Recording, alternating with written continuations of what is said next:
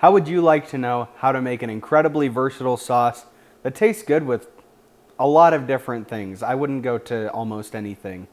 But that's exactly what we're going to be doing. Today we're going to be making Alfredo sauce out of some things that there's a good chance you already have in your kitchen.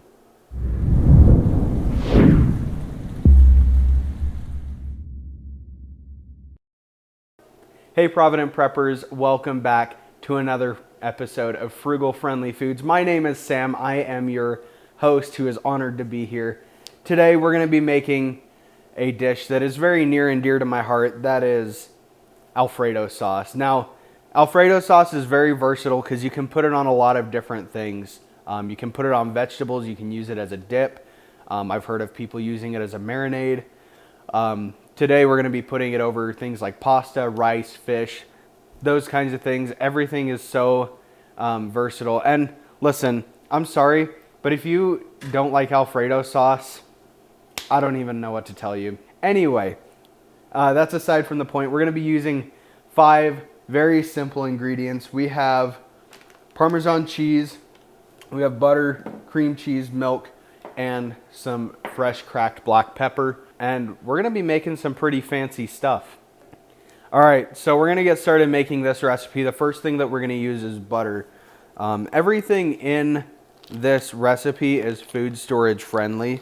For example, butter you can store in your freezer for about a year before it goes bad. Same thing with cream cheese, which is going to be the next thing we do. Get the knife because we want to get all of what there is. All right, so now we're going to add a 1.5 cups of milk. And today we're using 1% really just because that's what we have. You can definitely use fattier milk. The fattier you go, the creamier it's going to be generally. You can even use just like half and half or heavy cream. So now what we're going to do is these ingredients are kind of starting to melt together.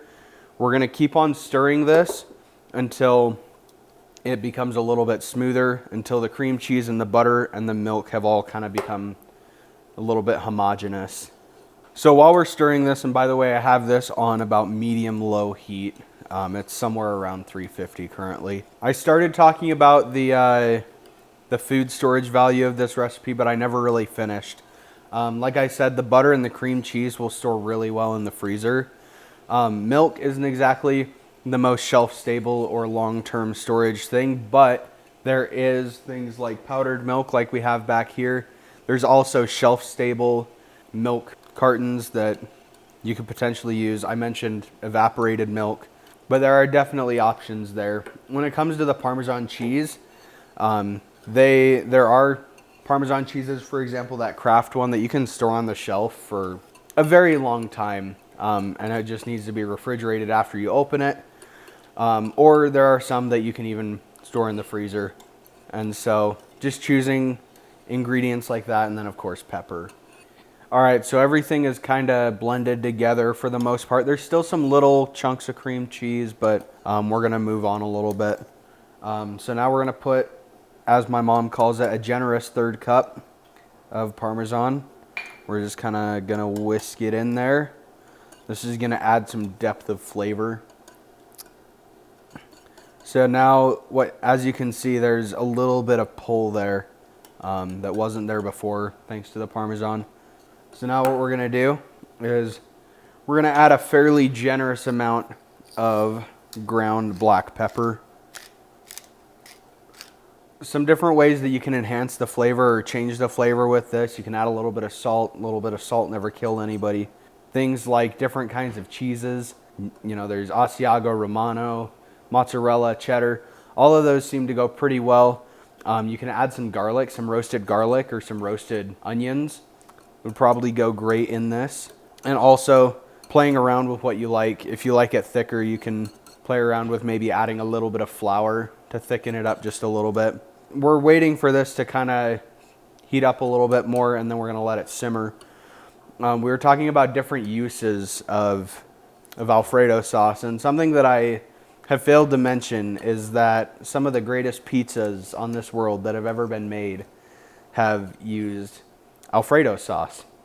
That's coming from my personal opinion. That's not been studied or anything, but Yeah, so like I said, we're gonna wait for this to come to like a light boil, and then we're gonna turn the heat down, let it simmer for like a minute, and we'll be eating good. All right, so now we're gonna talk very briefly, once again, just about the kinds of uses that you can put this glorious sauce to. We've talked about pasta. We've talked about doing rice. You can add things like chicken, or in my case, another way that you can get a very cost-efficient protein is to catch your own fish. I went fishing yesterday. What I did is I just heavily salted skin side, lemon peppered the top side. We're gonna take the skin off before we do it, and then I'm gonna do it with some rice and some Alfredo sauce. It's gonna be amazing. Yesterday we had some amazing roasted vegetables with some of this Alfredo sauce on it, and honestly, it was incredible. You should definitely try it. And now for the question of the day. What are you gonna put Alfredo sauce on this week? Comment below, and thanks for being part of the solution.